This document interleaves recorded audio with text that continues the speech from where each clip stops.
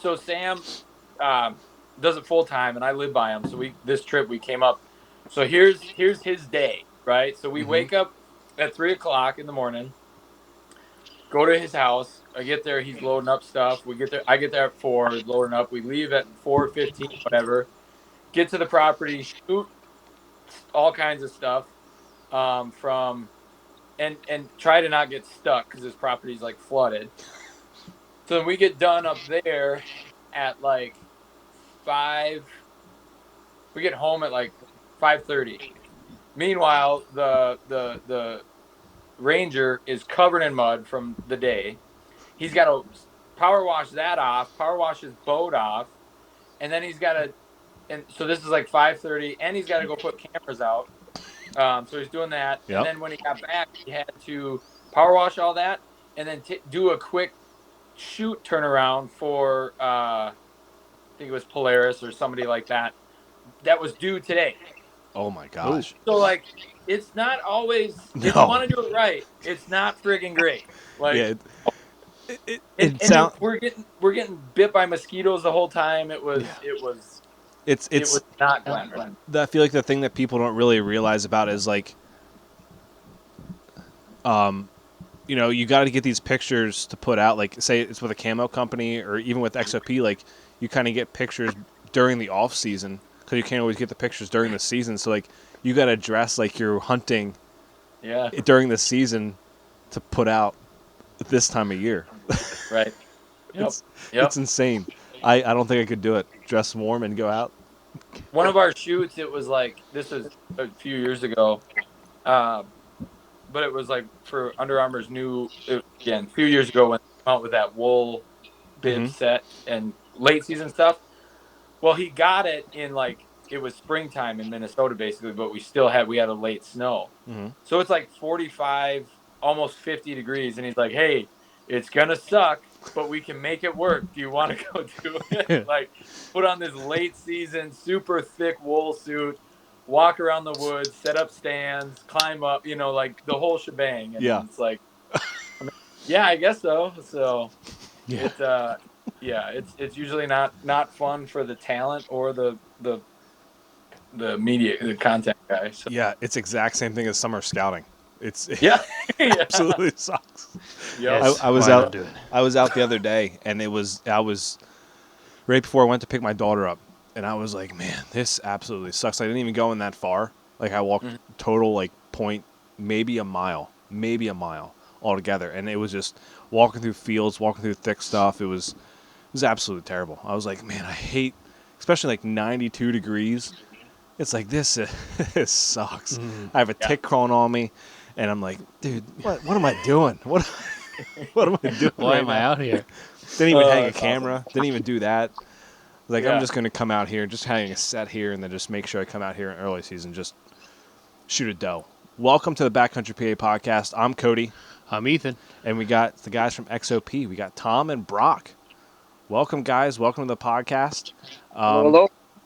Brock, you were on last year. Talk about the Cold World and Retrograde that came out, which I think, for me, was a big hit. I liked both of them. They're great hybrid stands. Tom, this is your first time on the podcast. Yep.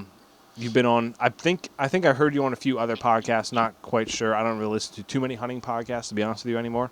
But do you guys want to quickly introduce yourselves to the audience, who you are, who you are with XOP, and how you got into hunting a little bit? Yeah, so my name is Brock, and I am the marketing director for XOP. So I handle everything that comes out as far as content to social media to emails and product development. It all kind of comes through me in a lot of different ways. So that's what I do for them. As far as hunting goes, I kind of got into it when I started with XOP, actually. It was my first year hunting was right before I got the job working for XOP. So I went rifle hunting and then found myself working for a tree stand company about a month later, which is pretty awesome. So I've been absolutely in love with it ever since, and just spending as much time as I can in the woods and doing what I can to learn and grow in that facet of life. So before we get to Tom, Brock, how many years has it's been? 2-3 years now? Yeah, so I think last year was my third year. Yeah. Wow. That's Yeah. crazy. Now you're working with a true stand company. That's insane. Absolutely insane. Tom, how about you, man? So first, I got to, Brock, you got to repicture, adjust yourself. There you go. We're looking at your throat. So Brock is an old soul. Okay. So you got to like coach him through some things every once in a while. He's really smart, really a great mind, like great outlook on everything. But he's old in some Thanks. fact. That one. So I feel it. Yeah. you gotta like if you gotta adjust them, just let him know. No, yeah. So Tom, what do I do, Brock? Partnership and hunt developer at XOP. So I totally 100% made up that title myself. But it stuck. So I got my start in 2021, I believe. I think it was like just before Brock came on. Okay.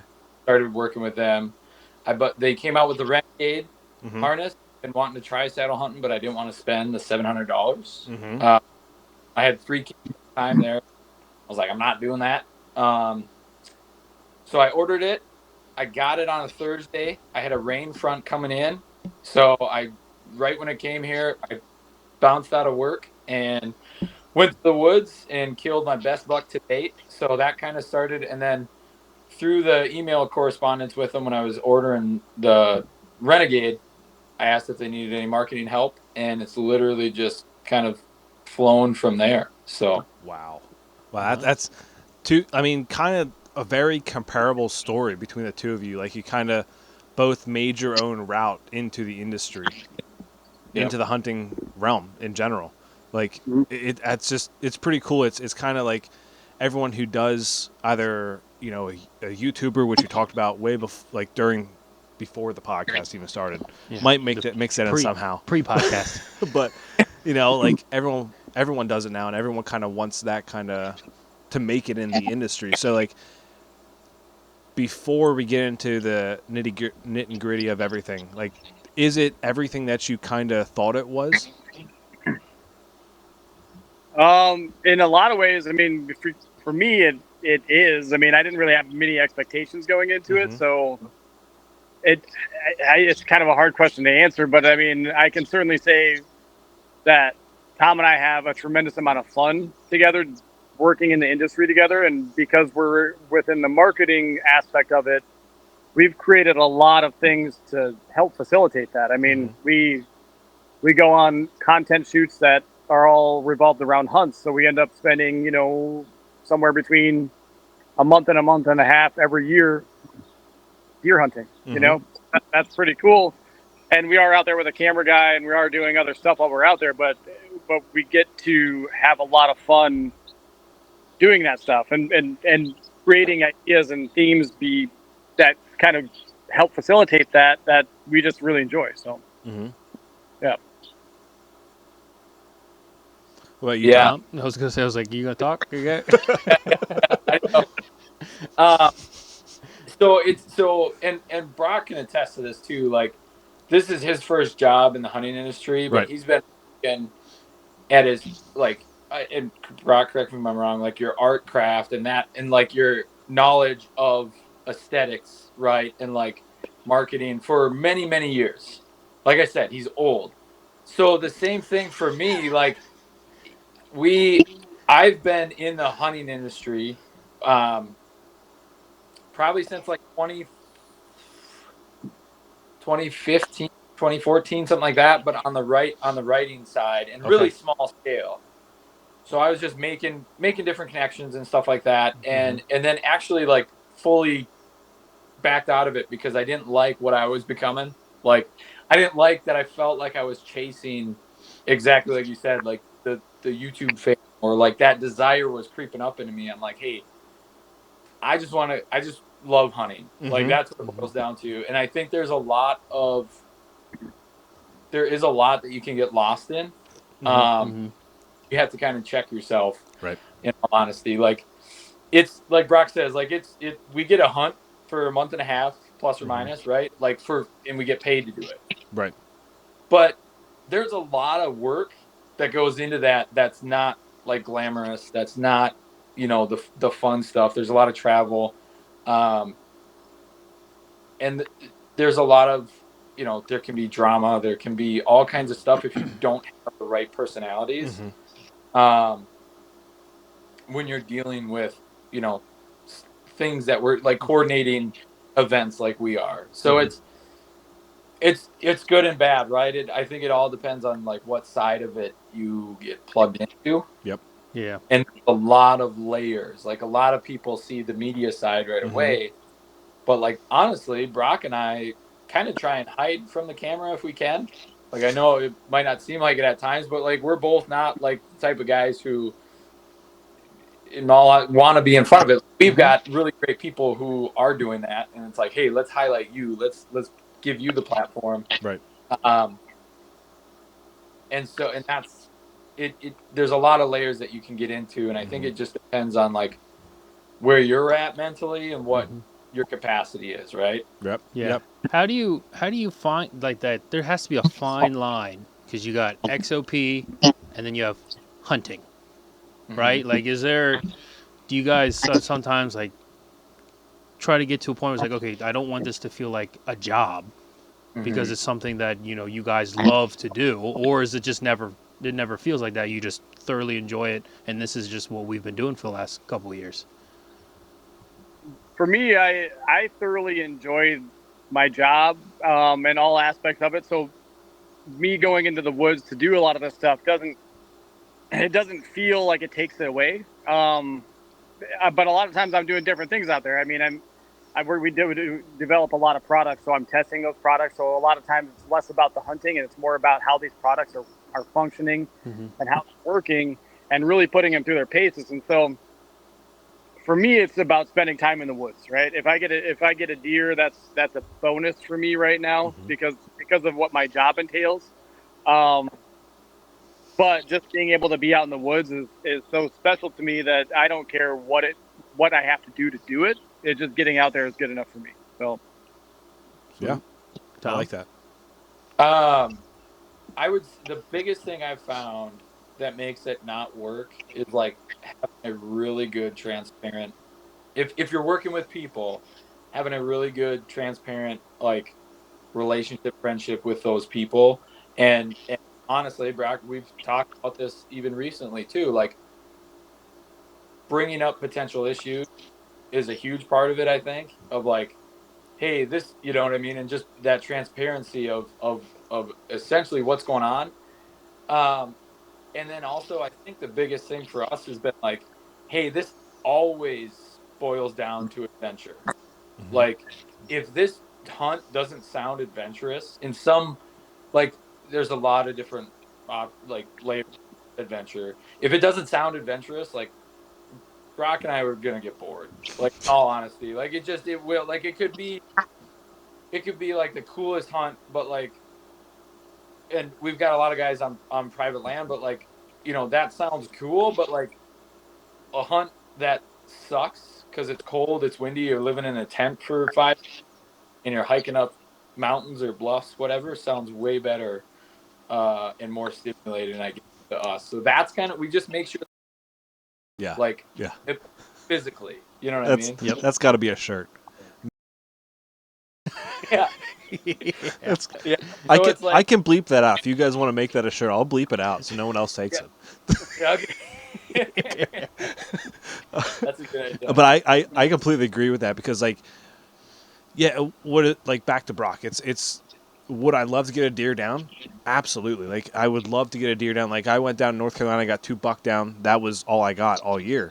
But like I got those down, had experience down there on private property, with baiting, all that kind of stuff. And I come back to PA, didn't really have a great season.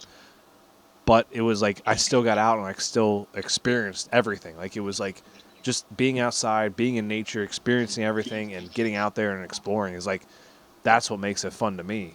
But like, yeah, I would love to get something down, obviously. And when you go out there and it sucks, like this year was my first year hunting with my newborn daughter. And it was, I even said on 200 that I told my wife, I was like, sometimes I went out there and all I wanted to do was sleep. Like I literally sat down in the woods and I was like, I don't even want to go another like step. I'm just gonna sit down here and just relax because it's quiet. I can just sit down here and not worry about a baby crying. So like that was this year, and it's like now we're back to finally getting sleep again.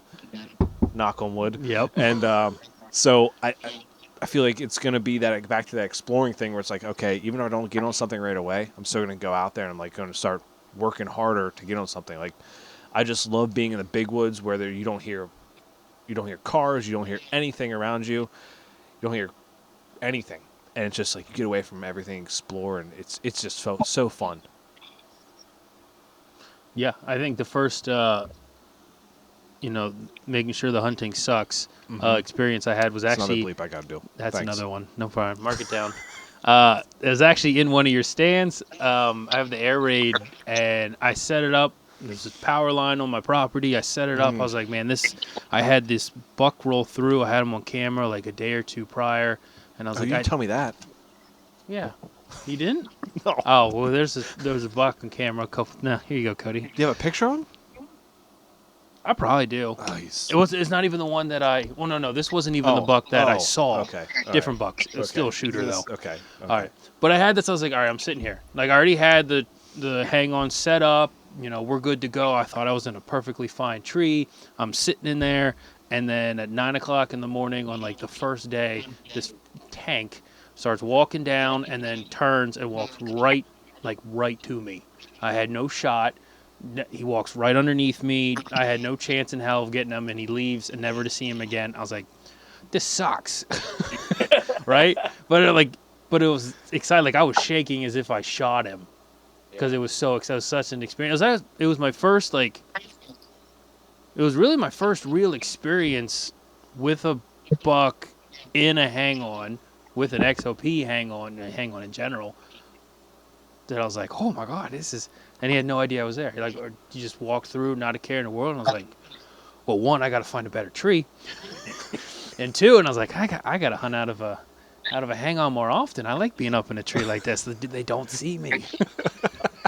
Dude, there's something about like getting close and just like if you smoke them, if you whiff them, if you don't even get a shot, like when you get in bubble and like especially honestly when it doesn't come together, like if you get in that bubble, whether it's gun or bow, there's just something that it just like imprints on your brain. And like I think that's why have always loved archery is because, and Brock and I joke about like this saying is like embrace the suck, and like it's just something we enjoy doing like throughout like all life.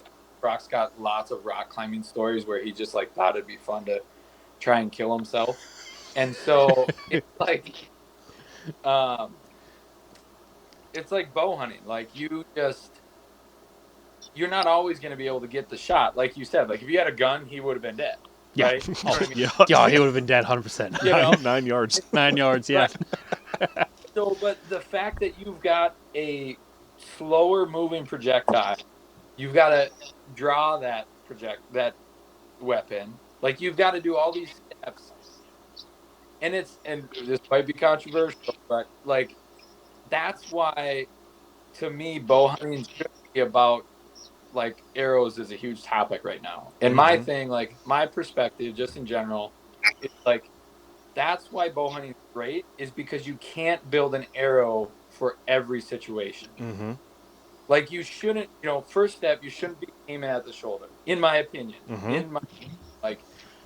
That's part of bow hunting. Like you have to wait for a quartering away or broadside shot. Maybe like I know there's a couple that you could do, right? But like in all realities, it's like you aim a little bit back, right, of the shoulder. In my opinion, I know there might be some different ones out there, but very very political right now. You're like, in my opinion, dude, just let it rip. Just let it rip. Let it rip. Well, because like that's also part of bow hunting is everybody can have their own deal, right? Yep. Right. Like I'm not saying this is the only way, but this is what I fell in love with. Is that there's times where I'm gonna have to pull a shot and not get that 160-inch buck. Yeah. You know what I mean? Mm-hmm. Right. And so I think that's ultimately like one of the big, that's what keeps people coming back is like, shoot, I didn't get XYZ done. Mm-hmm. Oh yeah. You know? Yeah, I had that first experience with the first time I ever had a bow and a climber, and he got to where I needed him to go, but I wasn't drawn back in time. Like I didn't draw back. Like first time with the bow, I was like, when do I draw back? Yeah. Like I didn't expect him to come down, and I'm like, I still have that vision in my head of like him just walking up, and he's like the biggest buck I ever would have shot, and it's just walking right there. I'm like, oh my god. But yeah, so speaking of hunting, let's get into your guys' season. Yeah. We like to hear the stories about how seasons went, all that kind of stuff before we get into XOP and the new stands. Let's hear how your season went. Tom, if you want to start, or Brock, whoever wants to start. Tom's got the story here, so I think it's his. Well, I'm glad you guys booked us for 2 hours because we got a lot to go through. Okay. Have at it. So I'll start with this so Brock can't use it later. I stole Brock's deer. I 100%. Wow. I knew where the buck was coming. I put him in the other stand. I traded the camera, the cell. I swapped them so we thought they were in this area, and it's a whole deal. So using live cell cams or what? Yeah, live feed. Yep, Byron told us to. So oh my god, that's for him. He's gonna murder you for that one. Yeah, will. He suggested, he's like, hey, you need to go with the this live feed cell cameras. Make sure you get the solar panel for it too, so it won't die. Yep. Yep. It was Byron. So he's, man. So the river hunt. So okay. So last year, it's something I've always wanted to do because the adventure side. But having 4 kids, it's like, hey, I can't justify selfishly putting X amount of dollars to a elk hunt for the adventure, right? For the experience. But hey, I can certainly justify a work trip that's an hour and a half away with a tag that I already have and gives me more adventure than I have had in years, right? So Brock and I, so that's kind of where the idea started of this float-in hunt for us in Wisconsin. And I think that was I guess we had geez Louise, yeah, how could I forget about that one? The team hunt too. I don't know. We'll go through the buck story, I guess, and then we can, but the river hunt, we floated in, and Brock hunted there in September, kind of in the similar area to see what the heck's it like, and is it worth it? What's the deer herd like? And so we floated in, we camped out on a sandbar, and we scouted for. It was one of the coolest experiences I've ever done. November camping on a sandbar, the polarity of everything was just insane. And we spent, I think it was 2.5 days scouting, or / doing content in too, right? So day 2.5, whatever that is, the evening of it, we scouted / worked all day. And we were coming back, and I don't remember, Brock, I think it was 3 o'clock, wasn't it? It was pretty late in the afternoon. It was 3 o'clock or 1 o'clock. I think it was 3 o'clock. We were getting settled. Hey, we're going hunting. I'm like, man, I might not even go. I'll just go scout another area from the boat, drop you guys off. You can go. And I forget who talked me into it. You were, but not get into it. He didn't want to sit. He was like, no, I'm not going to sit today. I'm going to go do something else. I'm going to go walk around in the woods. We're like, no, you need to sit your ass in that tree stand over here. Yeah. So for a good 30 minutes, he was like, all right. I'll take a sit today. I'm going to do it. Fine. You twisted my arm. I'll just go. Yeah. Right. So we had a west wind in this part of the river. It was going east-west at this section of it. And so we're like, okay, just literally pop up the bank, find a tree was my plan, because there was a scrape down the way. and basically two thermal hubs on either side, and then the ravine kind of just paralleled the river, Mm-hmm. and it was super tall. So like they had this 30-yard section between the steepest part of the ravine and the river. So they just, I mean, it's a natural Oh course. yeah. It's no brainer between these two hubs. So I said, well, shoot, we've been seeing does out there, and I was like, I'll shoot a doe. That's fine.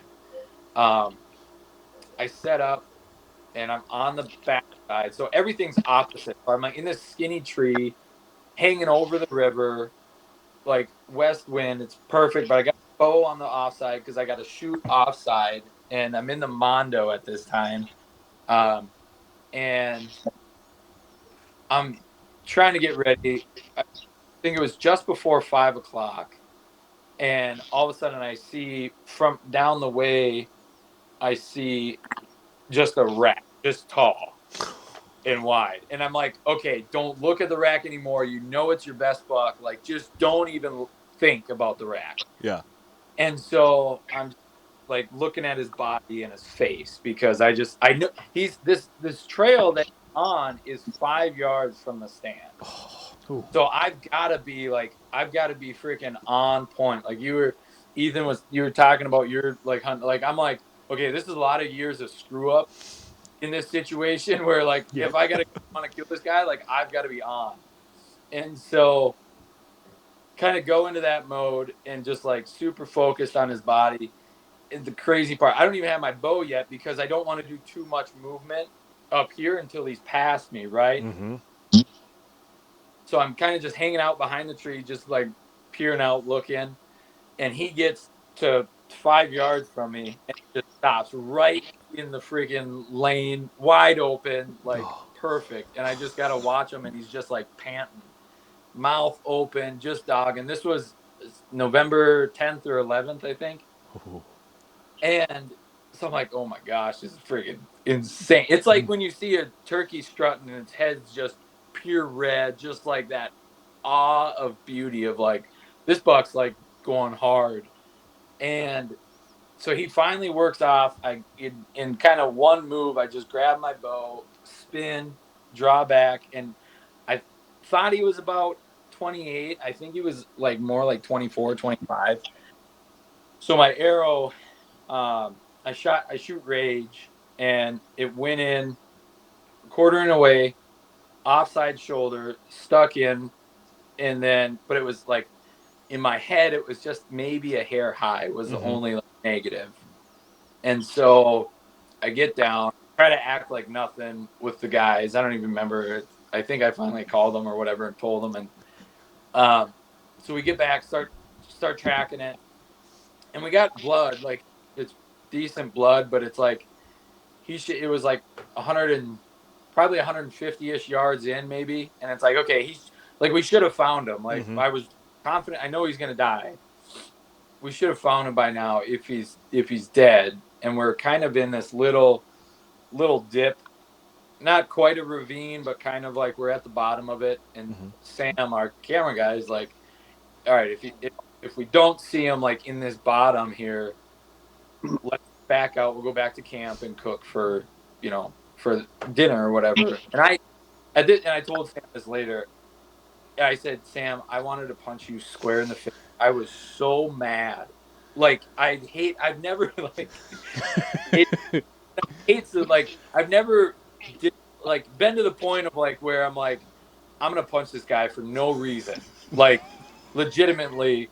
And it was funny, and like looking back, I'm like, but we go back, we eat, and then we come back probably I don't know 2 hours later or something.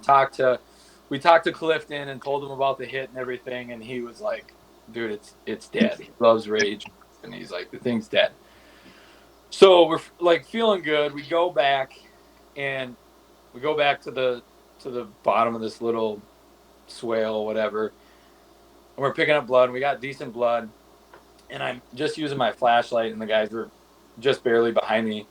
And I remember climbing up the edge of it and looking up, and I fell down all I saw when my headlamp went over, because it went over and then it was flat. All I saw was this rack sticking up like 2.5 feet from the ground. It was just facing me. Like, and I just felt, you knew he was dead. I just fell down. So we're like 40 yards maybe into our second crack here. Like, so he was maybe 200 yards. And I just fell down. Brock and Sam, meanwhile, are like, what is going on? Like, what is this guy doing? Just, all I can say is he's way bigger than what I thought. Like, he's so much bigger than what I thought. I never imagined.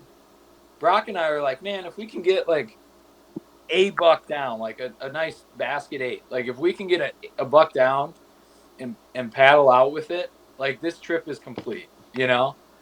And, dude, he was so much bigger than what I thought. Like it was it was my biggest buck to date. And just like, he's crazy wide, crazy framey. Like I'm an 8-point guy. Like I know some guys think they're trash, but like, I love a good framey 8-point. And he was technically a 9, but it was broke off. And I remember Brock looking at me once we walked up to him, and he's like, well, we did it.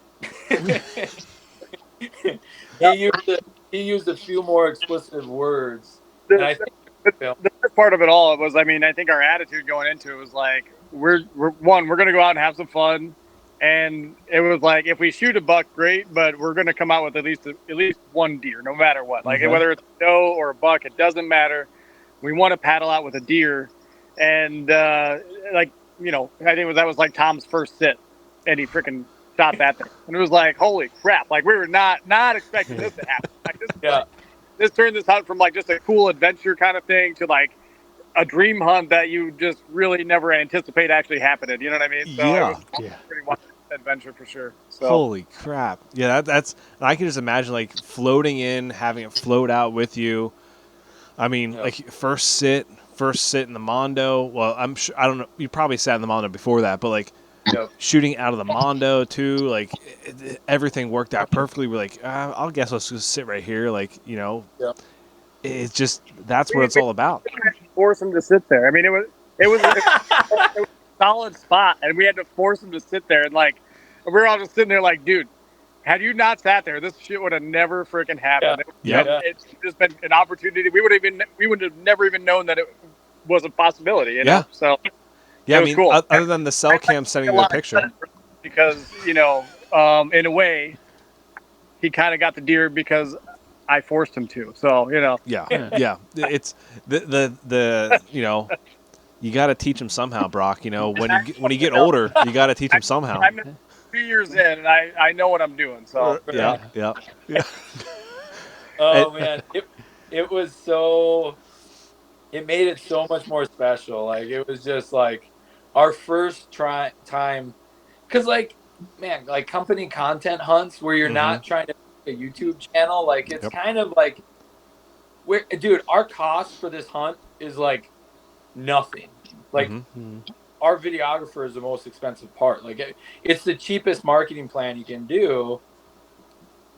But it's not like we're like, it might work, it might not, and we were able to come out with something like that, and it was just like, but it was man, it was such a testament to like so many people, because like Clifton, like I asked him so many scouting questions, like that whole season, like we did a team hunt in Wisconsin again in early October, and I was just picking his brain, Clifton Denny from Arkansas, and he my opinion, he's he's similar to Andy May in his efficiency of killing whitetails. It's amazing the amount of knowledge this guy has.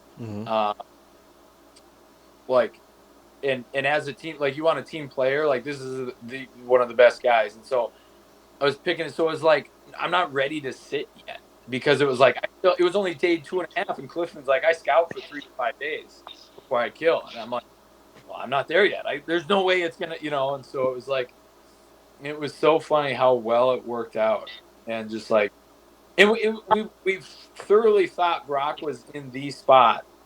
If it was gonna happen that night, we thought it was gonna be Brock, but like a testament to the rut.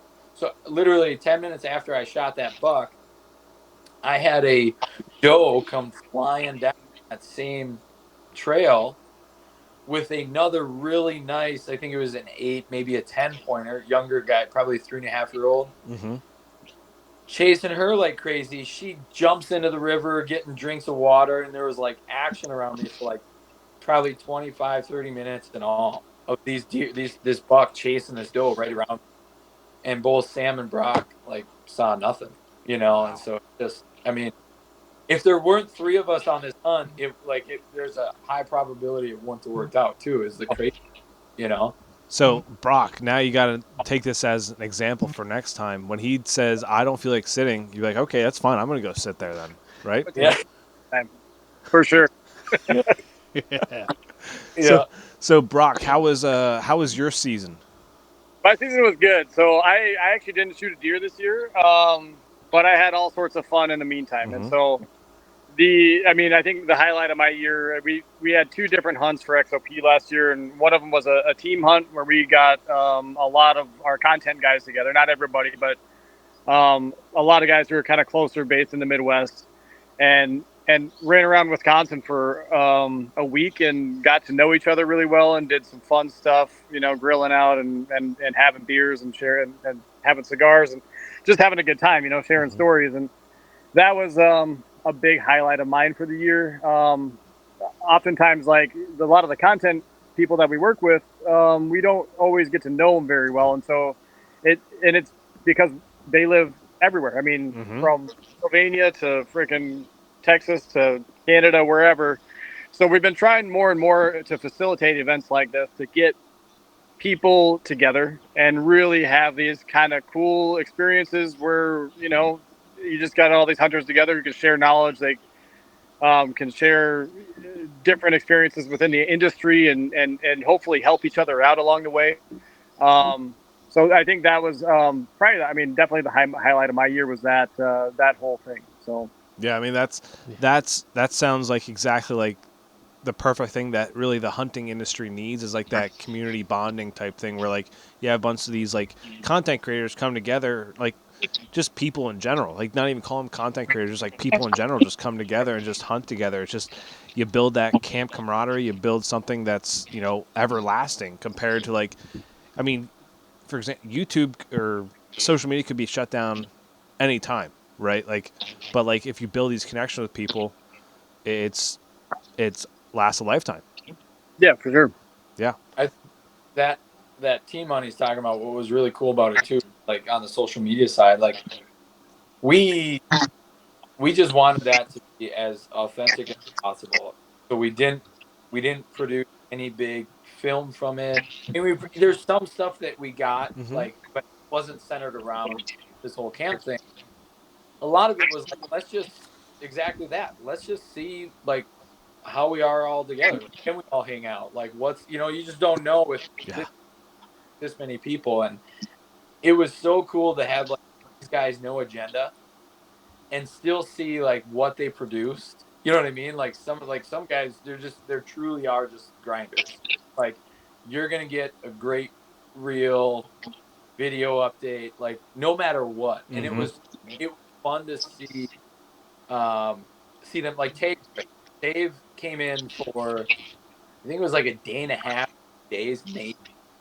And he got a whole episode out of it and it's not even just that, but he still made it worth it because he was going to North Dakota, so it was kind of right and like a great shot. But it was like, man, to see that's like this team of people that we've got, like that's coming together. Like, I don't know about you guys, but like deer camp's the reason I fell in love with it. Like, so it's like, how do we do that, but also make it like a work justification? So yeah. How do I make this a work thing, right? Like that's and that's ultimately kind of where that idea was born from, is like as we go forward with it, we're going to refine it and it's going to look more and more like a kind of like, I was in the Fish and Wildlife Service for a while. And so we would have conferences and you would come in and like learn about all these rescues, but your in a like a hotel conference room. We're all outdoorsy people. I'm like, this is not the place for us to be like learning about this kind of stuff. Like, Yep. so, but I apply that same thing, and like, how do we do that in the hunting? Like, how do we add more than just dollar value to our creatives? Mm-hmm. So it's like, okay, well, let's give them an outlet to come together, challenge each other, push each other, and with that, we're all gonna grow. And so it's like, well, it's a work conference. Let's do it around a hunting camp. Those are, not much better than that. So that's kind of where this stemmed from. And like Brock said, to see just the pure fun that, like, it was way too many days. It was a blast. Too many podcasts and too many cigars. It was so much fun.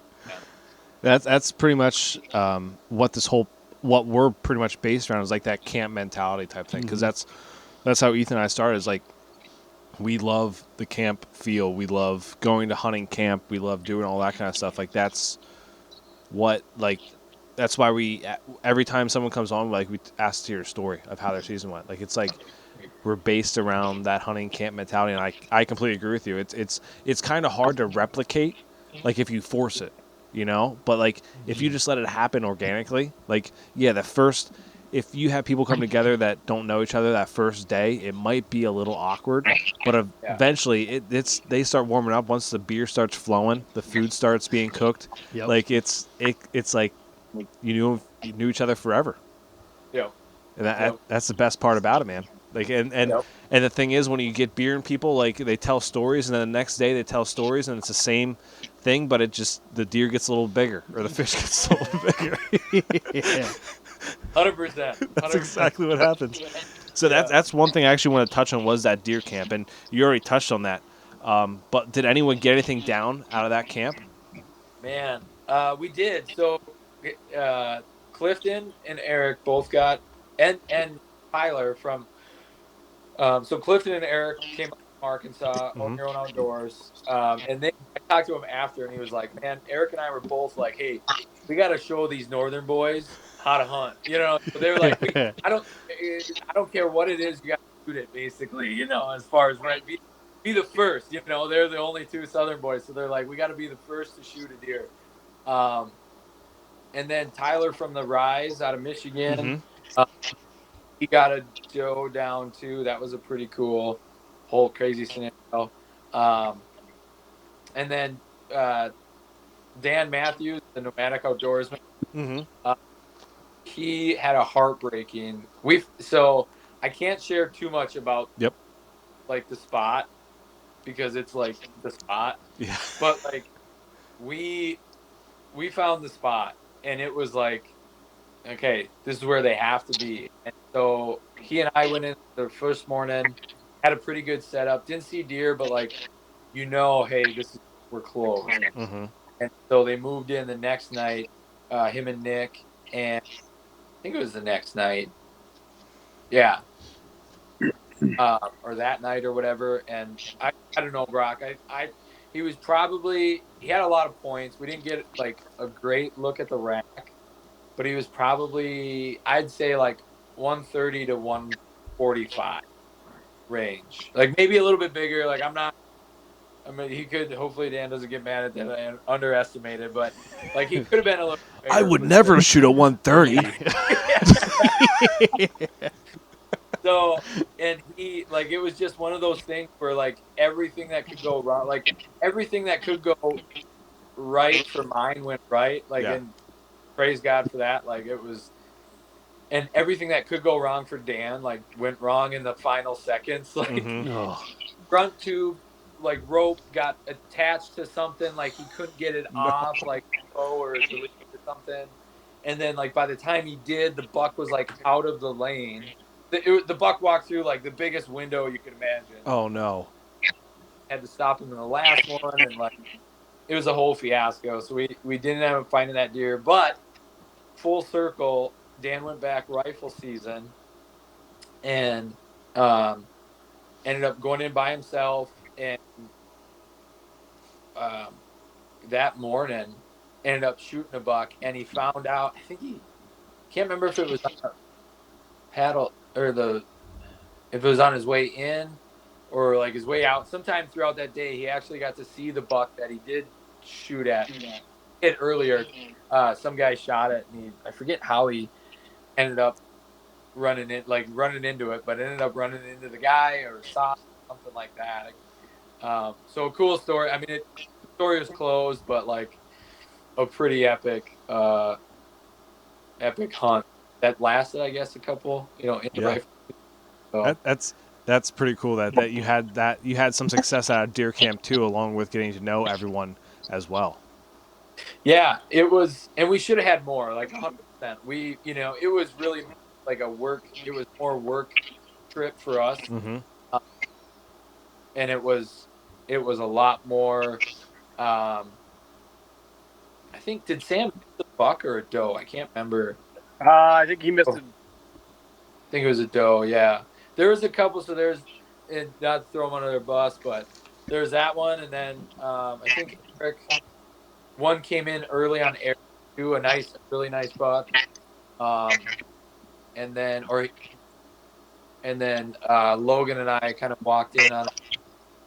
There was a lot of, exactly, for being a public fan, never been to this place, as far as like not a lot of intel and having so many guys, like it went really well. Yeah, awesome. Awesome. So before we get into new stuff that is coming out or did come out already, because this will be released during the Monday of the Mobile Hunter Expo in Pennsylvania here. Figure it makes sense. PA podcast, Pennsylvania Mobile Hunter Expo. Why not? Makes perfect sense. So what was your guys' feedback on the new stuff from last year? So you had the Mondo, you had the Retrograde, you had the Cold World, and the X2s even. So, like, what was the feedback on that stuff? Oh, we had the Invader, too. Yes, the Invader, yeah. Yep. I mean, overall, it's been pretty positive. I think people have been happy to have I won't say, like, a more affordable option for those stands.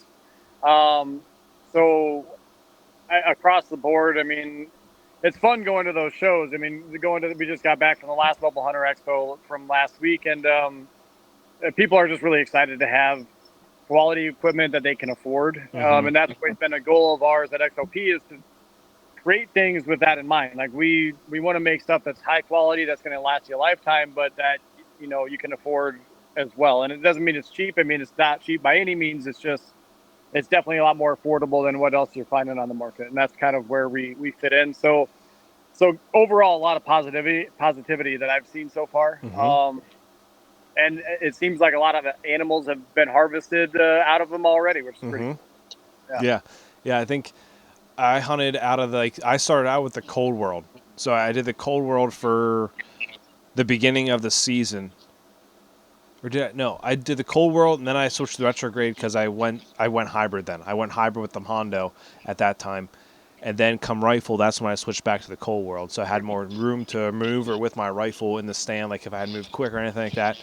But man, you're exactly right. Like the affordability of it, and then also like the fact that it's high quality stuff that you're in a tree and you can actually trust it in the tree. I think that was two major things, and the fact that the hybrid part of it is a major thing. Like that's what I love now. Like I like saddle hybrid hunting. Like I'm gonna do the Invader Platform X2s this year, and just try that out and just do pure platform hunting.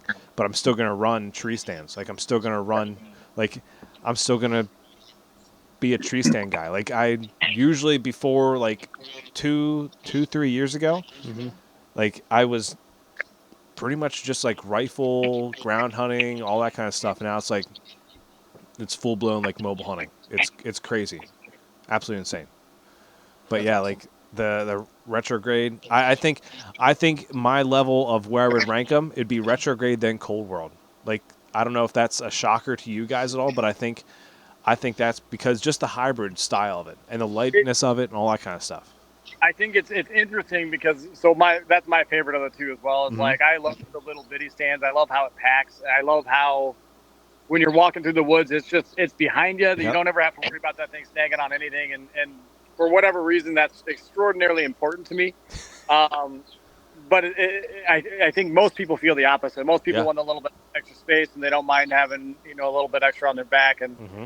there's nothing wrong with that. But I feel the same way. That little bitty stand is by far my favorite thing that we've made to date. It's awesome. So I think the first time that I truly fell in love with that stand was sometime in November, and I was hunting this one spot. I was like, why am I'm like I was pressing so much, I think because of newborn, obviously.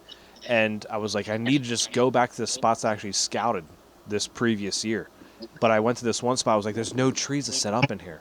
So I took the retrograde in, like there was a tree like this big, and I got up 2 sticks high, and I was filming, but I couldn't get the camera up there. So I was like, you know what, I'm just going to hang the retrograde up there and just go from there with 2 sticks high. And it was like the perfect setup. Saw a cruising buck, and I had a doe run right in front of me, but I couldn't get a shot out the cruising buck. So it was just, I think if I used a cold world that time, it would have been too big for that tree because it just would have stood out too much for that tree. And like that's why I'd like the retrograde. I can literally get in a big tree or that little tiny tree to hunt out of. Yeah, like that's the what, bigger platforms. and can you guys see Brock's eyes? I gotta make fun of him again. It's like, can you see him? We can see him. Yeah. we got It's weird to see. Maybe it's just the meat thing. It keeps throwing me off. I just want to make fun of you. You're doing pretty good so far. Yeah. But you ran that for the river hunt, the retrograde with 2x2s and 3-step 8ers, right? Yep. And then I also got the fun part of running the mesh seat all year last year. Yeah, So, the testing of that was good. I mean, I think that's definitely a good addition because it makes it a hell of a lot more comfortable for sure. Yeah. That was the one thing that like I liked the stands, but yet that seat, like sitting on that, it was like, man, like this needs to be a little upgraded here with the mesh seat would be perfect for all day sits or just turning around, just taking some pressure off your legs in general, just to sit down on. Like that's the big thing. Yeah. They'll be available.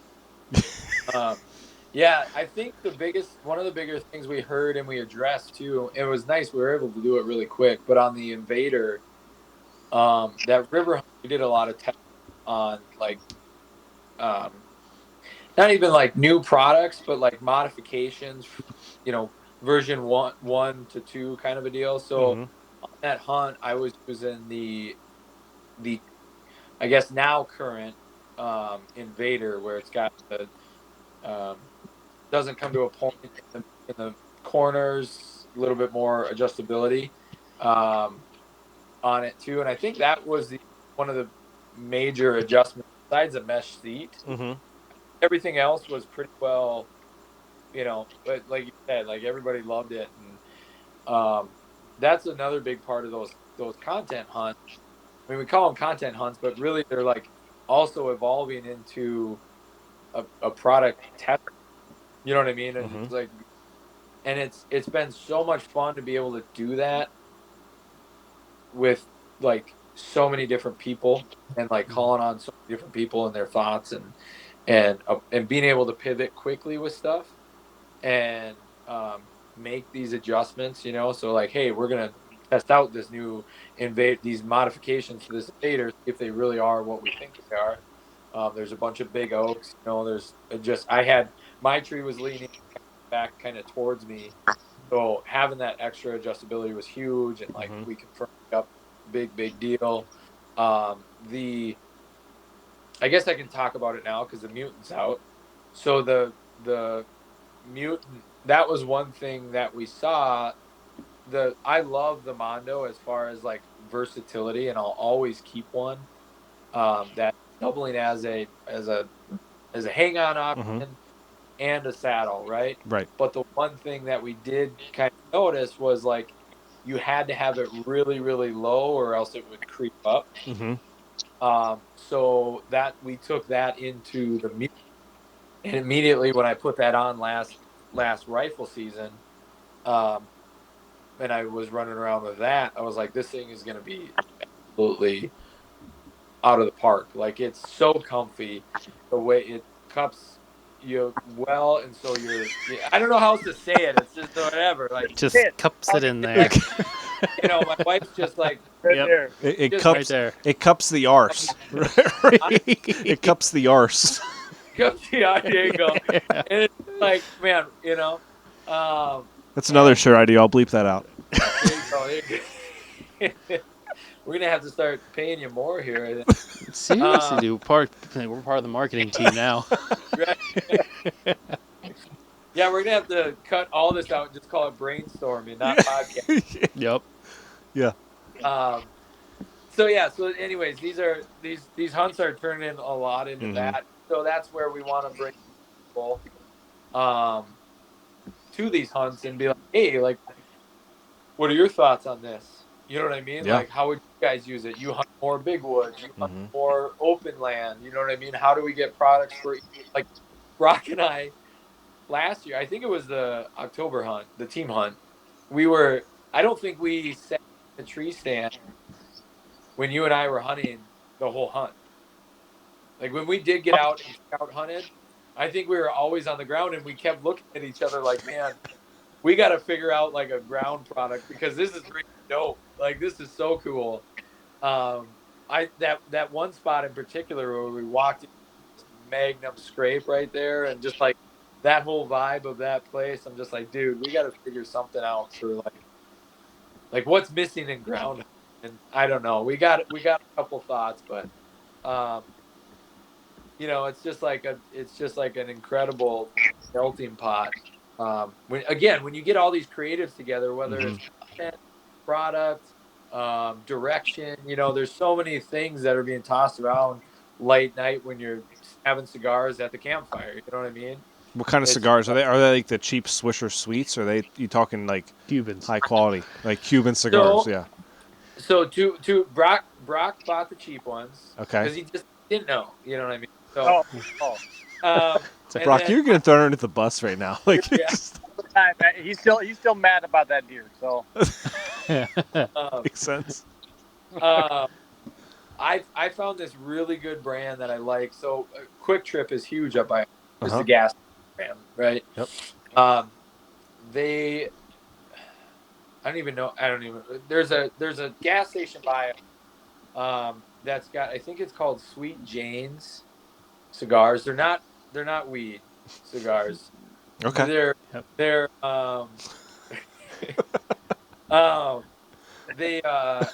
they're incredible and they're cheap. They're like $27 for like 10 of them. Do you have to roll them up yourself, or? No, they come in a metal tin with like fake humidor. Yeah, you got to split it. You got to split it and then pack it yourself. Yeah, that makes sense. Okay. You guys be sitting there in one of the hang-ons, just rolling them up and waiting for a deer to come by. It's a lot of work, but oh yeah, it's worth it in the end, I guess. Totally worth it. The hallucinations you start getting. You know what I mean? Yep. I that buck hanging on your wall don't even exist. We just went with it. There was nothing. It was just a blank space. You're still riding high on that. Still riding high on that one. Yeah. All right, so you had that stuff come out, big hit last year, kind of, with the flow of things kind of going later. Everyone was going later, right? Like that's the thing. But now this year, it was like a complete twist, right? Like you had, and that's like, I'm really interested to hear like how that came about, because like you have these light stands that are great, and you already have the Vanish and you have the Air Raid out there, and it's like, okay, those are good stands, high quality stands for like, they can be mobile stands or they can be, hang and bang stands, So what led to the Rubicon and ION coming out that kind of replace the Air Raid and Vanish? Yeah, so I think those came about for a couple different reasons. They have big seats on them, but they're still not the most comfortable. And the mesh seat is really the way to go. And I think that was probably our biggest upgrade to them. We were still able to drop some weight out of them too. So I think we cut about a pound out of each of them, which is also quite nice. So you get a 9.5 pound stand and an 11 pound stand. instead of like a 12.5 and a 10.5. You know, so that's nice. But also integrating all the upgraded features from the Cold World and the retrograde into those. So I really think it's a cool aspect because they're really the only tree stands available at that price point where you get all the bells and whistles. You get a place to put your steady bow holder, you get the shelf lock, you get the mesh seat, you get the freaking nice seat pad that goes on over top of it. You get it all, and it's still at a really affordable price. So going back to that, really getting those like high quality products with all the bells and whistles and making them affordable. And that was really our theme for the year for everything, was to make products that kind of where XOP started, because the ones we made last year, I mean, they're affordable for what they are, right? They're cheaper than the rest, right? So, but they still are expensive products. And so we wanted to kind of bring it back this year and make something that reconnected with, I think how XOP started and what we were all about, and go that route. So that's where, the Rubicon, the ION, the Mutant saddle harness, and the Holiday all came from. Was kind of that concept there. So Okay. Yeah, because, I mean, it was very interesting because you don't see companies coming out with those, like, everyone's trying to get that sub 8 pounds, like under 8 pounds, all that kind of, like, that's like the 8 pounds, like a cutoff. So it was interesting to see that. And have you guys noticed like an intake and like a uptick? There we go. There you go. Jeez. In that stuff being sold now? yeah, I mean, so last weekend was the Mobile Hunter Expo that we went to. The weekend before, the 4th, and it was cool because that was really our first time seeing how people were feeling about them, and also what people were buying at those shows. Those shows have always been good tells for what people want, and so you can do, not only just connecting with people who like the brand and all that sort of stuff, but also you can do some research and figure out what people like, what people don't like. And we sold out of the Rubicon in like the first few hours of the second day, right? Wow. So Nice. it was awesome, and that was, I mean, we could have brought 30 of them and we would have sold all of them. I mean, it was just, and I think it's because of that not just the price point, but all the things that you're getting with it. It's a hard thing to beat, and it may not be the lightest stand, but it's certainly comfortable, and it's at a really good price point that I think fits the bill for a lot of people. So Yeah, I think because, I mean, from like when I showed my dad obviously the Cold World and Retro game, he was like, man, I need like a bigger platform, kind of like Ethan. He wants that bigger platform, and I think that's like the older generation, like they want that older platform. I am a year older. With old souls, they want that like big. But I mean, I'm not gonna lie, like I like big platforms too. Like during rifle, like I want that bigger platform so I can move quicker, right? But I think that's kind of like, also you see that a lot, like in any industry, you kind of see that like twist of like, okay, we're gonna go light as possible, and then it's all of a sudden gonna come back to comfortability. Like that's the big thing, and the seat is probably like the biggest seller. Yeah. ultimately, you're spending a lot of time sitting in those stands, and I think the funny thing is I don't think most people are hiking in far enough to warrant taking the time to stand in there. No.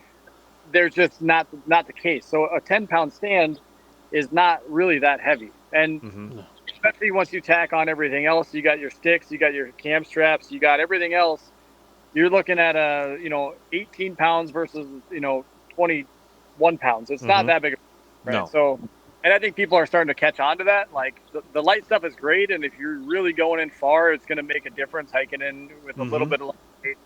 And that's really where those stands are meant to be. But if you're not, or if you don't mind carrying the extra 3 or 4 pounds around, it's not the end of the world, I don't think, by any means. Yeah. So I think I need to get into the smaller platforms because, like I said, I have the air raid, and I mean, you can still use it as if walking in is kind of like a mobile setup, which I kind of did, last year. I had my spot, but I was like, I'd use the air raid as like a semi-permanent, spot up. Like if I had it up at the on my property or something, I'll just go out, set it up. I'll let it sit all season. That'd be fine. But if I get a smaller platform, at least try it. Because like I said, I don't know, like there's something about like being able to stand up and like move around a little bit and not have my toes hang off the edge. Like there's something about that's like a little more comforting because I'm still new to this whole being up in a tree thing, but might as well give it a shot. I mean, I think you have the Rubicon is going to be a great bet for you because it's still pretty big, but it's going to be a lot easier to maneuver through the woods with it because it's not nearly as big as the one you got right now. I mean, because the one you have right now it's a monster of a stand. It is absolutely huge. So, yeah, but I think the Vanish, you still have enough room where you're able to walk around up there a little bit and feel comfortable. So, for the Vanish or the Rubicon. Yeah, I think you definitely like. I mean, moving your feet around. Like, what size shoes do you have? 11 or 12, depends on the brand. Yeah. So you'd want that room to move around. So yeah, I like that. Like being able to, because even with the encounter I had last year with the buck, I'm like, of course, bow's over here, buck's coming over here. I'm like wiggling around this way to grab, and then like wiggling around back this. I was like, okay, keep my feet on the platform, keep them on. try to get everything move and like not move super fast so I don't spook him because he's walking right to me. Yep. But it didn't matter anyway because I didn't get him. So, so let's go through like the specs of the Rubicon and ION and Mutant too. Like let's go through all those specs to like break those down. Like let's go with the Rubicon first. Well, I believe the platform is like 19 by 27, right? So a pretty big platform. The seats, I think 14 by 8 or 9. I'm going off of memory, so it might be a little different, but it's pretty on par. So it obviously comes with that seat cushion, which is optional. So you can run it in the summertime or not. You run it in the wintertime. It's really meant to increase the comfort, but also give you some extra insulation when you're sitting down too. So 9.6 without it, 10 pounds with it. It's got that shelf lock. It's got the ports for the SETI bow holder. And I think that's the gist of it. The seat post, I think, is about 20 inches. So you can kind of have a sense for that too. So it's a little taller. The seat post is a little taller than the Retro and Cold World, right? So I think it was 18. 18 was the height for those, yeah. So you went a little taller with that as well. But I think the shelf locking is like with that seat is a big selling because like you put the Gamma pack on there, the X2s, you put your backpack on there, you strap it in, like it's going to be a little heavier, but like with the Gamma pack, you're going to take a lot of pressure off your shoulders with whatever you're carrying. Like I walked around with my rifle, the 4X2s, heavy clothes on the back and all that. Like I walked, I think it was total like 5 miles I walked with everything on my back, and it was like, it was sweating, but it's just mostly because I was walking up big hills, and that's really it. Like it didn't really feel like it was back there with everything that was on. And I think I had like 2 cameras in my backpack as well. So like I had a lot of stuff with me, and food and drinks and So like it was heavy. Like it was close to what you said, Brock. It was like close to 20 pounds with even a light stand. Yeah. So I mean, if you have the right packing system, it'll still feel the same. No, and that's been a big focus of ours this year, and last year moving into the future too. Is because my whole background is in mountaineering and backpack climbing, right? And people underestimate the value of having a well thought out packing system. Right. Yep. It can change dramatically how things feel on your back, and I think right now the what's common is to have pack straps without a waist belt or anything like that, and that is to get really heavy over time. Nope. Especially if you're hiking in long distances. Now, it's go back to the same thing. If you're not hiking very far, by all means, that's a great option. It's going to save you some weight, and it's not going to be that bad. But if you're like Tom and I, where we're maybe putting on 5 to 6 miles a day, having a packing system that redistributes the weight onto your hips makes a humongous difference. Oh, yeah. And that's where the Gamma came from, and we've got more in that same route coming in the future too, and we're excited about that as well. So I'll pick your brain about the new stuff after we talk about this stuff. Sounds good. the ION now, like it's that's the I forget. I looked at it a little bit. Is that the bigger or smaller one of the two? Yeah, that's the bigger Okay. one. That one's 31 or 32 by 21. Okay. That's 11 or 11.4 with or without the seat cushion. Right. And then at that same size I-beam, the mesh seat, the shelf lock, the SETI bow holder for attachment ports, all that jazz. So really similar in a lot of ways. The only difference is going to be the seat size is 14 by 10, I believe, instead of the 14 by 8.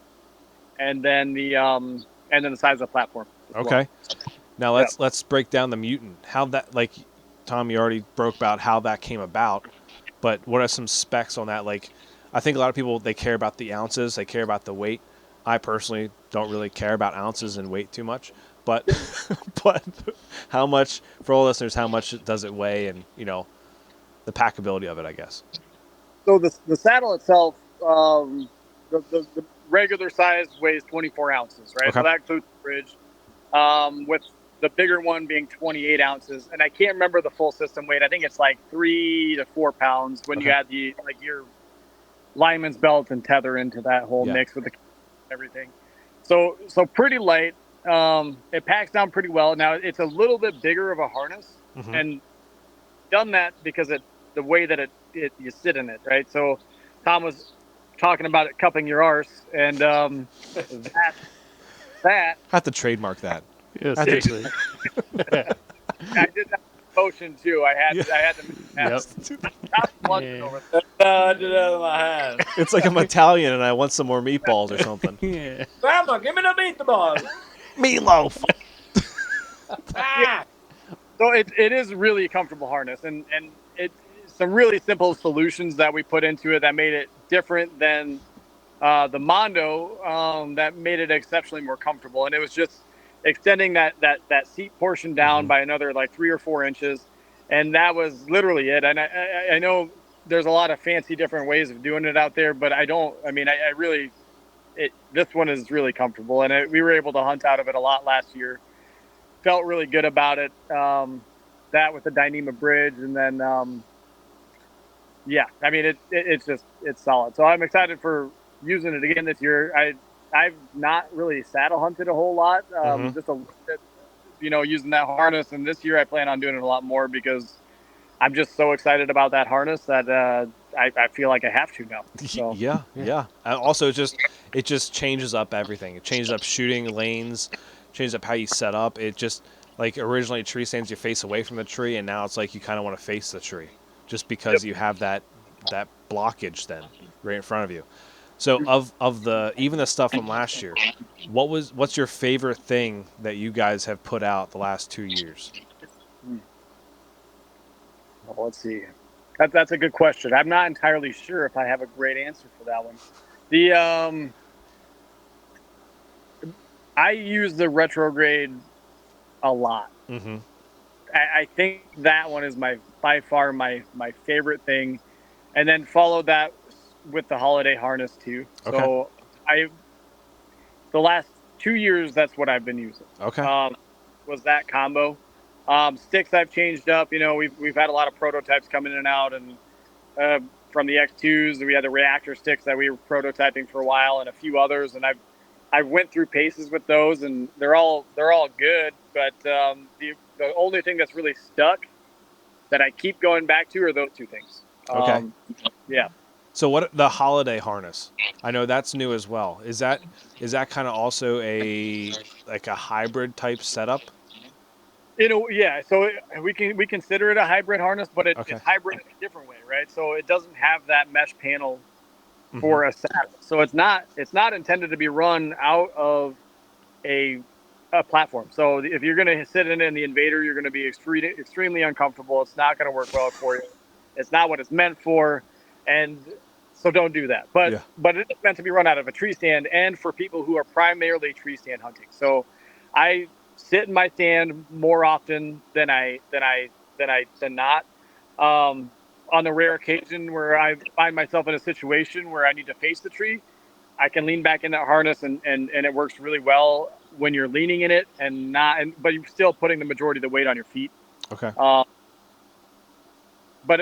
So in that regard, I think it's fantastic. I mean, it weighs 12 ounces. It packs down to nothing. Yeah. where you position it going around your dominant side of your shooting hand here, it really allows a huge range of movement, a lot of freedom. I don't think you get with traditional style harnesses. So Okay. All right. Cool. Yep. Tom, what about you? Man, I think after hunting with Brock and that setup that he was just talking about, I really did enjoy that. But I think for me, I go back to versatility, and as far as that goes, I think it's the I I don't know. That Mondo is super versatile with the Invader.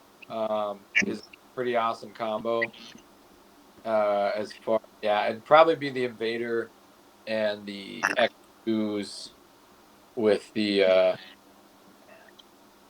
with either the Mondo, the Mutant, I guess. Yeah, the Invader is pretty cool. I gotten that for the first time, like back in May, I want to say, and I packed like the X2s with the Invader together with the J hooks. I was like, man, this is pretty nice. Like the packability, the minimalist side of it, where you put the X2s actually on the Invader platform and carry that in. It's like, this is pretty cool. Yep. Yeah. So just that tiny profile is nice. For my hunting style and kind of what I look for in a typical setup. Oh yeah. So, what the texture on the Cold World and Retrograde, is that carried over to the Rubicon and ION as well? No, that's not. So okay. the Rubicon and ION have traction cast into the platform. Okay. So I decided not to keep both aspects in there because we didn't feel like it was necessarily needed because of that. So. Okay. All right. So, kind of like a controversial question that I have. I like to sometimes ask these, sometimes not. Just depends. So, I like the affordability of XOP, all that kind of stuff, and it's affordable for all the hunters. When hunting is getting expensive, right? But XOP always gets this bad rap, right?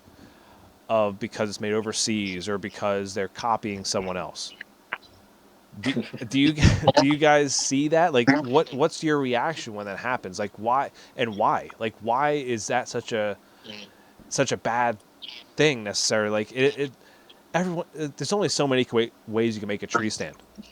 Yeah. Like there's only so many ways to make a platform. There's only so many ways you can make a saddle. So like, why is XOP always in that limelight of, being the copycats of everything, pretty much? Well, I think it's because we antagonize people a little bit personally. I mean, that and that'll sound funny because it's not intentional, but I think when you make good products and you're able to do it at the price point that we can, people have to do whatever they can to discredit you, and that's kind of where a lot of this comes from. I think is just it upsets people that we're able to time and time again come out with a really good product at an affordable price, and in a lot of ways upset the market because of that. And I think a lot of that negativity is rooted in a lot of that. Now, what do you think about any of that? Yeah, I mean, so it's hard because, like, in an ideal world, right? But it would be made in America, but it hasn't been for years and years. But I think it comes back to, like you said, I mean, I don't want to say jealousy, but it's ultimately like comes back to that somewhat of like we're where they be as far as that, and like our media and what we're putting out now is in my opinion the best. And so like especially what we've got coming and like what we're working on. And then and obviously it's like everything going on with China and the world as a whole right now, like, got like the worst outlook as far as it goes, right? Like it is. TikTok. But the like you look at all your besides hands, bows, and maybe a few broadheads. Yep. There's only one clothing company that like fully a hunting clothing company that's made in America. Yep. like in big time in the market, right? Right. Like Yep. I'm not small, like there's a few small ones, but like as far as affordability for the average person, and now you get into Sitka, like all this stuff, like so, but you're gonna hold it to a tree stand company. So when I see that, that's how you can kind of test that claim and that person is you look at what else. Okay, so you're gonna, what do you wear for? What do you know? What kind of other products do you have, and do you hold it to that same standard, or you mad, bro? You know what I mean? Like Mhm. Yeah. if there's people are just getting mad, and it's like love to be friends with everybody. We're here to be friends if you want, but like also not here to make. Yeah. No, I mean, You know? yeah, that's. I feel like that comes from my point of view. I think it comes from the outside of the industry. Now, do you guys? You don't have to answer it. Like you can plead the fifth if you want to. But do you guys feel that when you go to like these shows? Like, do you feel that with other companies? Like they think, oh, they're copying us or something like that, or they're selling it cheaper. You know, what have you? Like, so we have tremendous relationships with a lot of different brands. Mm-hmm. So we work really closely with like Tethered and Latitude, and I mean you name it, Novix. We are all part of this TMA organization that helps build standards for these products to ensure that they're safe. And we've built relationships over time with a lot of these brands, and so I I don't feel that at all. I've never felt that way with any brand in particular. It's never been that way. It's always been it's always come from elsewhere, and more often than not, it's online. I mean, at the show, I've never had anybody come up and be upset about anything that we're I think doing. You know, people will so, ask, like people will ask at Mm-hmm. shows, Brock's point, like they'll ask, and yep. you're like, you know, no, it's not. You know Yeah, what I mean? like we're not afraid to recommend some good brands. I mean, Right. if somebody comes to us and says, "Hey, like, I really love what you do. I wish your products were made in America, and that's something that's really important to me. So I can't buy anything from you." Like myself, Randy, Tom, we'll recommend another brand that we believe in ourselves. You know, we'll say, Mm-hmm. "Hey, go check out Elevate, or go check out these guys." Like there's nothing wrong with that, and I believe that people deserve the right to choose what they want to use, and if where it comes from is important to them, that's great, and I'm glad that there's options for that. And we're not that, and that's probably not something we'll ever be, but there's a place for that too. So Mm-hmm. Yeah. Yeah, I agree. I mean, I always love when people comment, oh, you should go check out this company because they're America made. I'm like, yeah, but this is a more affordable tree stand that's made with the same high quality stuff that is made here in America as well. So yeah, I mean, if you can afford American, if you want to buy American stuff, then go buy it. But like, you don't have to bash another company just because they're trying to make affordable stuff for a hunting industry that's right now it's booming. Like, it's a booming industry right now. I would think too. We were just kind of talking about this, Brock, with another idea of mine. Um, I think it's a lot like a perception, right? Like our marketing, because of marketing, it seems like it's a competition, right, between Mm-hmm. companies. Mhm. You know what I mean? But in reality, it's exactly like Brock, like at ATA and stuff. Like everybody's coming up, talking to everybody, um, and there's relationship people because we're all trying to ultimately, generally, we're trying to do the same thing. We're just going to use different techniques to do it, right? Mm-hmm. Like it's I think a lot of it comes from this perception that there's like this animosity or there's this, this and that. And some of it comes, like you said, from the fact that you can put any comment out there, and make it sound like it's a vast opinion.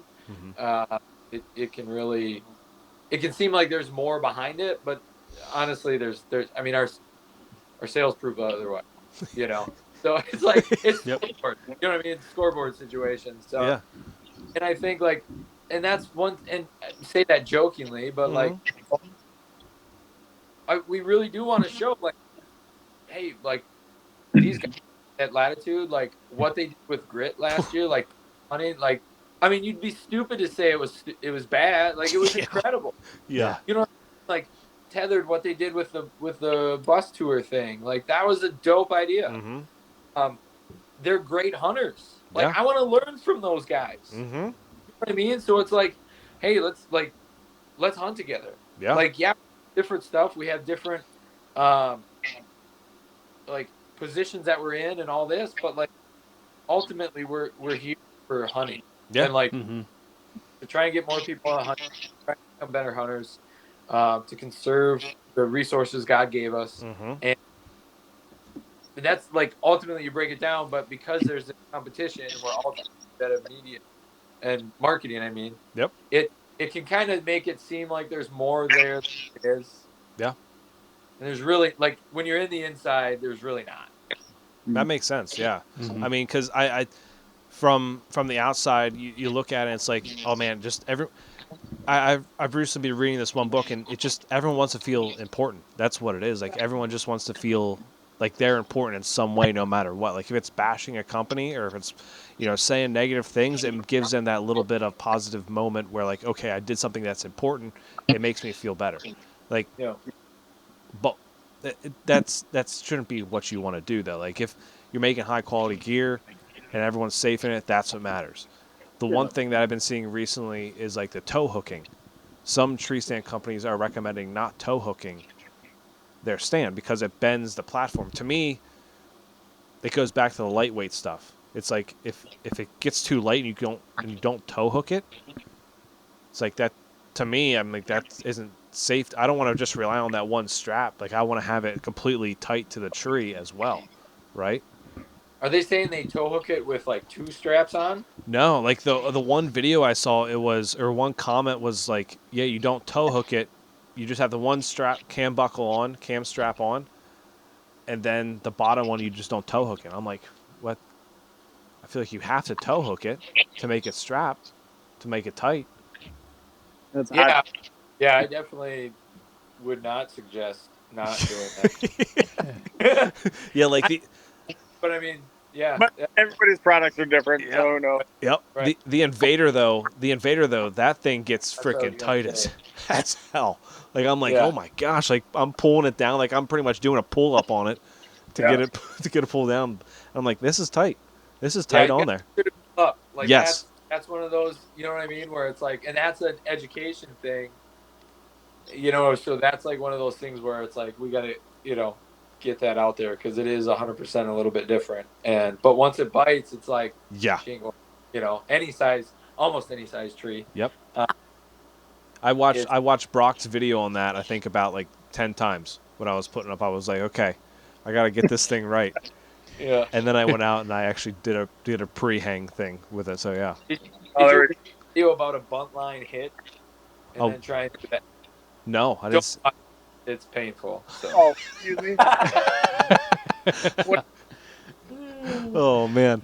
Okay, so another thing that I know Ethan and I are really big on, XOP's big on too, is conservation. And I know you guys last year, I think you started working with BackCountry Hunters and Anglers, that in corporation. That corporation, I guess would be called. Walk us through like how that came about, what it's about, and like is there anything else coming down the road that you guys are trying to work with that is for conservation and getting more people into hunting or what have you? So we're always looking for more opportunities in that realm of things, and some of them are on a much smaller scale, some of them are on a grander scale. I think the backcountry hunters and anglers is the biggest one that we have. But we do a lot of stuff with a lot of different camps around the nation. So we provide a lot of equipment to different kids camps and women's camps, new hunter camps, just teaching people about how to use these things in the woods. And we really find it important to maintain that. Ultimately, that growth is really important to us all. And whatnot. But yeah, so BHA, it was kind of, I've been looking for somebody for a long time to really, that I felt like I could connect with and really be passionate with and do some things with. And some guys we work with, Arrows North, actually reached out and they said, "Hey, we work with these guys.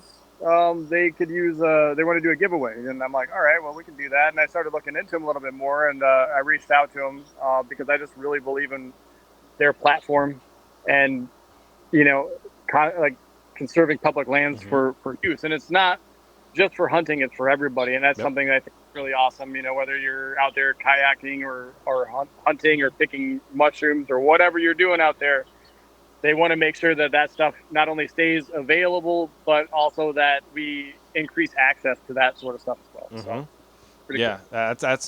That's really that's. I mean, honestly, that's important because you don't see. The one thing I liked about that is like you don't see a lot of other companies doing that. Like they don't publicize that. Like it's maybe somewhere down at the very bottom of their website. These are the programs that we donate money to or work with. For conservation, and you guys are like out there saying that you're with them and you're pushing it, and that's really cool because I think more people need to do that. Like even small brands need to start doing that too. Like just help this conservation, help keep the the whole hunting industry going. Like outside of like the industry part, but like this normal hunters, just keep it going, keep the land protected, all that kind of good stuff. Yeah, we did I think the second year we were working with them, we actually had their local chapter coordinator out on 2 different hunts, and we've got a whole little Q&A section on the website with him. We sat down with him and just asked him some questions, like essentially about that. What's going on? What are we doing? What can folks do? What's BHA? And it's fun to hunt with Aaron and to see how like unique of a brain you have to be on the political side, like relevant in the hunting world too. So it was really, really refreshing. And then we brought him on the team hunt too, because he was just real close. So it's fun to work with those guys and then create that, a real friendship with them of like, man, they're cool people and they're really trying to do the right stuff. Yeah, absolutely. Before we end it, we have some listener questions. Then also, is there any new product that you want to talk about that's coming out that you can like kind of give us a little teaser? You don't have to tell the whole thing. Little teasers. Well, we've got a tremendous amount of product coming out next year. Okay. So there's like 10 or 11, somewhere in that ballpark. It's kind of a lot. Wow. But the one that everybody keeps asking about, and that's going to be it's the climber, and it is in the woods this year. Real. It is a real thing. Clifton Denny has one at his home right now, so if you really want one, you can go bug him there. No, don't. And so yes, so that is happening, and we're really excited about it. We've pushed it off because we really wanted to make something special, and we've done a lot of unique things with this that I think push the boundaries of what's out there already, but also some cool safety features that are solely ours, and so it's been a fun process that's taken some time, and I know it's been frustrating, and so I apologize for that for all you guys who are looking for a good lightweight climber. But I hope that when this thing comes out, you guys are just stoked about it as we are, because we feel like we hit the mark so well, and we were so excited about it that we can't wait to release it, but we have to just for a little bit longer. So yeah, you don't know how many questions I've got about the climber, and I was like, I don't know. I text Brock and he says it's going to come out the end of the season maybe. That's kind of where we've been at. Is like we've gone back and forth from like, okay, we told people it was going to come out. That was a bad move. We shouldn't have done that. So now what do we do? And now it's like we're not going to say anything until we know for sure where it's at. But I've this one in particular, I've put it through its paces on a tree in great degree. I've done all the rigorous testing that we do in house So I have no worries about that. So at this point, it's just fine tuning the details. So I'm Yep. pretty comfortable with where we're at and what's going to be happening with that one. So. Yeah, I think the one person I loved who asked me the question was my dad. He was like, "Is there a new climber coming out?" I'm like, "They're working on it. They're working." Tell that your dad, you know what I mean? Yeah, it's like I can't. Because he just bought like a summit climber. Yeah. Because he's a big climber guy. Like he doesn't want anything else. Because I was like, you should try these stands out. It's like just like my climber. Yeah. Like, okay, well, I mean, all right, well, I guess. I'm excited. I'm so excited that I'm going to be using this climber, like, damn near all season. That's how. And I'm not a climber guy. I've never been, but this is cool enough that it's going to take the place of my retrograde for Wow. a long time, I think. So. Ooh. I mean, I often, like, my best thoughts are done in the shower, and I feel like I think about, like, man, if there was a good solid climber out there, I'd probably do the same thing. Like, you don't have to take the sticks in, you don't take all this stuff in. It's like, just take the climber and just climb up the tree. Yeah. Dude, they're hard to beat in a lot of different ways. I mean, they have their drawbacks for Mhm. sure. I mean, you can't get in every single tree, but where I hunt here in Iowa, like I don't have any worries about where I'm going to be able to set up. Mhm. The tree's pretty tall without a lot of branches down low, so it's not something I have to worry about. And I think having that ability to climb up the tree very quietly and have that, I mean, if I go out with 2 sticks, I'm going to get to 15 feet high. If I go out with this climber, I can sit at 15 feet or I can go up to 30 feet if I feel it might be necessary for that particular day. Yeah. So, and it doesn't change the amount of weight I have to carry out. It's the same every time. Yep. So. Yep. Have a good I like backpack with it, and you're good. You're good Yep. to go. So we had 2 very interesting questions.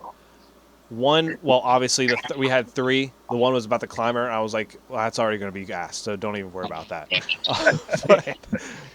The one was, what would be like your biggest, like for someone starting up a company in the industry, what would be like your biggest advice to them on either, the marketing side or product side, what have you? What would be their biggest advice to them to help them kind of get more traction, I guess, is what they're being asked? Okay. I mean, it works in tandem, I think, between the product and the marketing, right? You have to have a good product that's worth marketing, because if people don't want to buy it, doesn't matter what the kind of marketing you're doing. If it's not valuable, that's not going to work, right? So first and foremost, there's that, right? The marketing, on the other hand, and this is something that XOP struggled with in the past, and we were talking earlier about why we get the rap we get, and I think in part of it is due to our own fault. We didn't do a very good job of telling people who we were or what we were doing, and our images weren't great, and our logo looks like it came from who knows where. I mean, it was not that great, and I think that's where a lot of companies struggle, is they fail to see the value of high quality content. That doesn't mean you have to pay somebody a lot of money to do it, but it does mean you have to have a good eye for it, and you have to understand what works and what doesn't work. Yep. And being able to trust in that and use that, and that's across the board. It's not just one image or one video. It's your logo. It's being able to articulate who you are and who your company is, which is what Tom and I have been doing since the last 3 years since I started here, is going through and meticulously redesigning XOP as a brand to help consumers and people understand who we are. And I think that for us, that's been a major impact on a lot of different things, on how people perceive us, on how our sales are going, on how we engage with our community. And I think that is a driving force behind a successful brand, without a doubt. So. Yeah. All true words right there. I think that's very true. Yeah. Yep. You know who you're buying from. You know all that kind of stuff. Yep. Tom, any little tidbits you want to add in there? Man, I would say 100% that Brock said, and relationships obviously are huge. And the more you can the more you can put the right people on your bus, Mm-hmm. that like it doesn't always pay to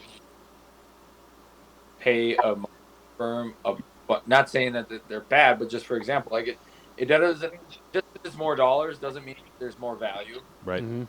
Finding the right person who's got the right look as far as what they're producing or what they produce, that's a huge part. And then once you have, like Brock said, once you have Brock's level of stuff he talked about figured out, flood the market with marketing.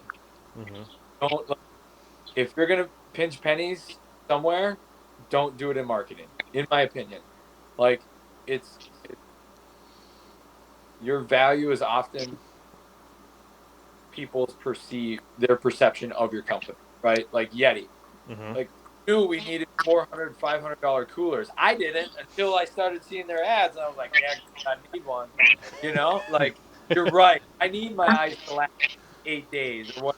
You know what I mean? Like it's no, I don't. But yeah, it is nice. Like it's super nice. And so I think like the more you can connect with that and stay authentic, like truly connect with people through the market, and then just keep building. Mm-hmm. Man, you're not always like we were just talking about. Brock and I were just talking about some stuff recently that like, man, shoot, we missed the mark on like where we're trying to go Mm-hmm. as a. But hey, we had this win within this process flow, Mm-hmm. right? So it's like Mm-hmm. still understanding that it's a process and it's going to take time, and if you can weather the time, you usually come out. You know, if you can outgrind them, you'll usually outsell them. Yeah. So I would say that's some of the Okay. biggest stuff. Once you have that Yeah. Brock Yeah. steps figured out, is get an incredible team that knows what you don't know. Mm-hmm. Mm-hmm. You do that, there's not a lot you can't do, in my opinion. Yeah. Yeah. So the next one is, where do you see? We kind of touched on that a little bit with the bigger stands, but like, where do you see the industry going? Like, what's the next big thing other than the climber? Good question. We only ask good questions here at BackCountry Pa That's Podcast. right. We're not idiots here. Top notch. It's another hard one. So Yep. I'm gonna wing it here and just say some stuff. Okay. I think. Controversy. I think the industry's kind of is going to start going back towards the comfort stuff. Like I think we've already seen a little bit of a shift towards that. Mm-hmm. People are going to start hitting it hard, and I don't think that means you eliminate the lightweight stuff. Just means that stuff evolves and changes to accommodate for that, because I think people were so focused on the weight that they forgot that you actually had to sit in these things for 8 hours sometimes, Yeah. or more a day, right? Yeah. So it was like, yeah, I mean, it's light, but can you sit in it now, right? So Mm-hmm. I really do think that that's where the change of pace is going to be, a lot of it. Yeah. So, yeah. Tom, what about you? Yeah, I think that's a huge part of it for sure, and I think like we were talking about it earlier, and I think we're going to be reminded that like mobile hunting is incredible and awesome, but it's also a niche, Mm-hmm. and not a lot of people have to do it. Yeah. It's not a bad thing if you don't, but you just don't have to do it. So I think for sure going back to the comfort thing, and then I could really see a shift back to like our roots and like almost getting away from technology a little bit more. Mm-hmm. Maybe not in all facets, but I think there's going to be a lot more people that do simplify things. Yep. I think we've gotten really just busy. I mean, you look at like how much stuff we need in our day packs as Midwestern hunters, and it's kind of gross. You know what I mean? Yeah. I want you go out into the woods with a paper map. That's what I want.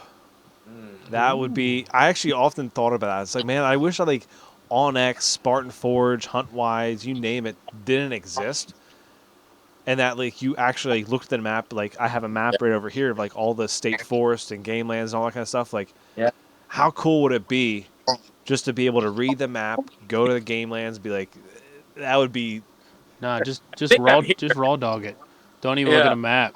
That's just what, raw dog just it. raw dog Don't it. even know Don't even what's look at a public map. and what's not. Just walk through people's property. Yep, you don't even know. I don't know why he was shooting at me, officer, but I tell you what. You know I what saw mean? no posted sign, so I walked. Why does everyone, when that happens, why does everyone go southern? Why is that a thing? Like Just makes sense. Clifton's fault. That's Okay. 100%. Well, There you go. automatically, when someone shoots at you, it's just automatically a Yeah. southern guy. No, for real though. Like I was in Texas one time, and I shot a pig, and it ran over the line, and we were tracking down in this gully, so like nobody could see us, you know. But he's like, the property owner I was with, he's like, we're not going over there. I was like, well, can you, like poke up and see. He's like, you're liable to immediately get shot at, and I'm like, oh, it's like that, okay? Like I'm with you, man. Like it 100% is like. Yeah. It's like, and he's like, you don't do that. Even he's like, I was like, do you not like your neighbors, or do they not know? Are they not nice? He's like, no, they're great neighbors. Just don't go there. You just don't cross the line. That's exactly like when I went down to North Carolina. It was, I guess it was in apparently the worst area because it was like, so from Miami up to New York, this was like right in the middle of everything. So all the drugs would come right through this small little town where there's literally one grocery store, and the guide's like, or the outfitter's like, when you go in the grocery store, don't make eye contact, don't look at anyone, like just get your stuff and get out. Don't look at anyone, just get in and get out. Wow. I was like, okay, and I had to go to the bank and get like $500 out, and I was like, I guess I'll just find an ATM somewhere. I just drive up to. I was like, the whole time I was there getting money out, I was like looking around, like I just wanted someone to come running by me and take my money. Yeah. It's like, this is, and there was like one Arby's in town, which is fantastic. Anyway, but it was a great hunt, great experience, all that kind of stuff. I definitely recommend going down south. But guys, really appreciate you coming on here. We're honored to be working with you again this year, and helping you out with the Mobile Hunter Expo in PA here, which will be, as this comes out, it'll be the Friday, Saturday, Sunday, August 9th to the 11th. So, yeah, pretty excited. Yeah, thanks for coming on here, guys. Oh, yeah. Thanks for having us. Absolutely. Awesome. It's a blast, man. Love what you guys are doing. I almost interrupted that. you I almost interrupted that You were whole going to thing. clap then? I was going to clap. I apologize.